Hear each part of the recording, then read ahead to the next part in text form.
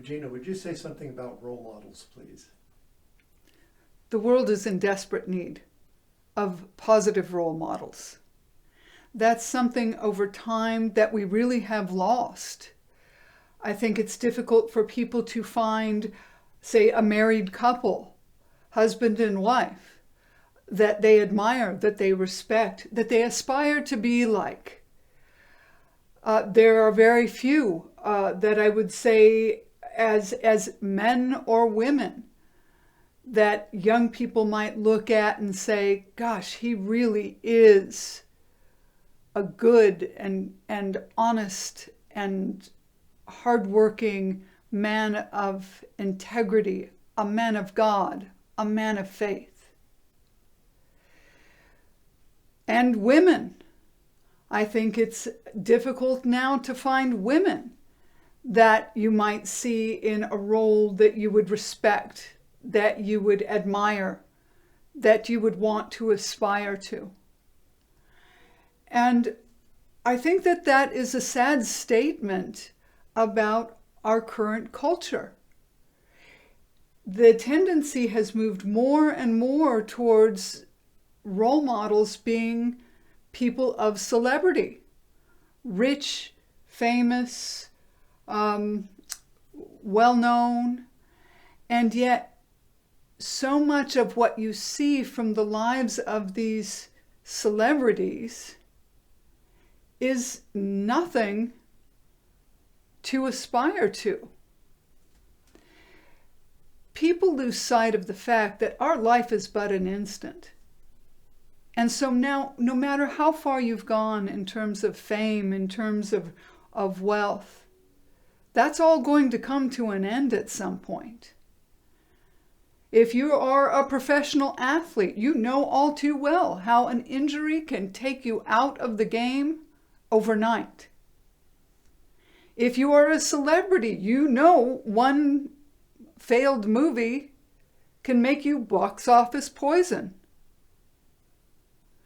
And so what we need to look at is not only the time that we are here alive on earth, but what kind of impact do we want to leave? If we don't wake up and recognize that God is calling us not only to the satisfactions and the pleasures of this world, but to a place of responsibility in influencing the cultures that are to come, then we will sadly continue to see a decline, an increase of great darkness, of great fear, of evil, and a continued loss of purity, of innocence, of peace. And so for those of us who know the truth, we know that Jesus is our role model. He's the one that gave us an example of who we are to be, who we can be in Him. And He's the one that demonstrated a love so complete, a love so deep, that He was willing to go to the cross. He was willing, as an innocent man, to suffer and endure the pain and the shame, the humiliation of the cross, to wipe out the sins of the world.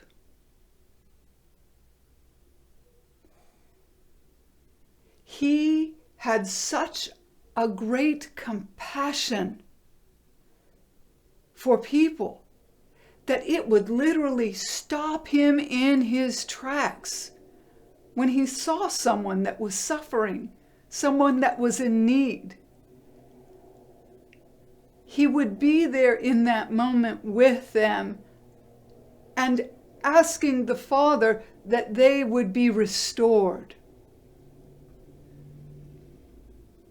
The greatest act in my life, in my heart, was when he on the cross said those words that burn in the hearts of every Christian. Father, forgive them. They don't know what they're doing.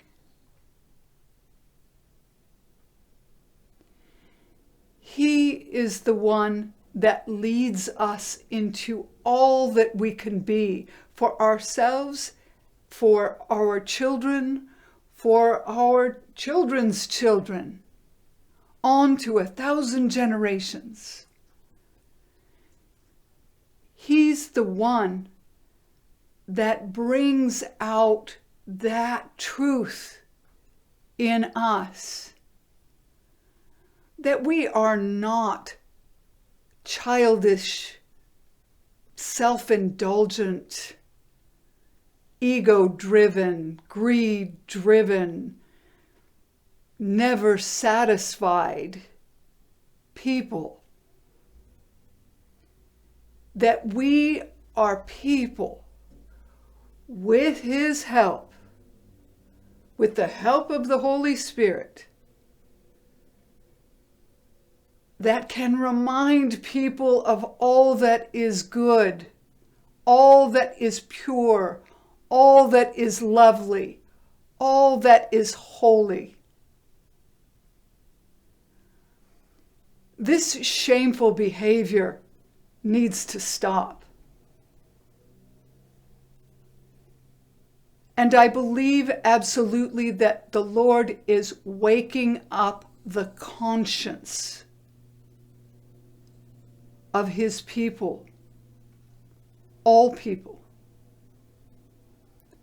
that they would come to terms with where they got lost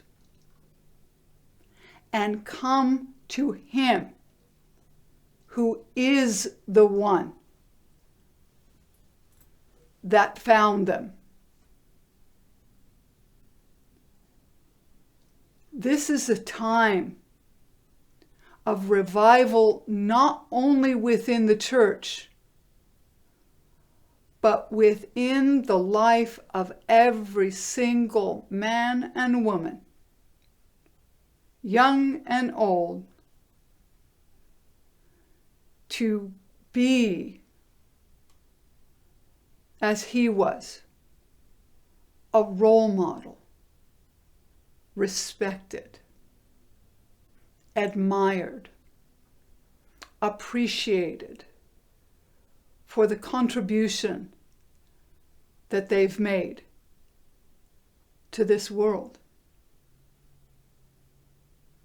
It's time to think beyond yourself. It's time to step back and see the big picture, because you have an important part to play in it. And the choices you make from here make a difference in what happens next. God bless you.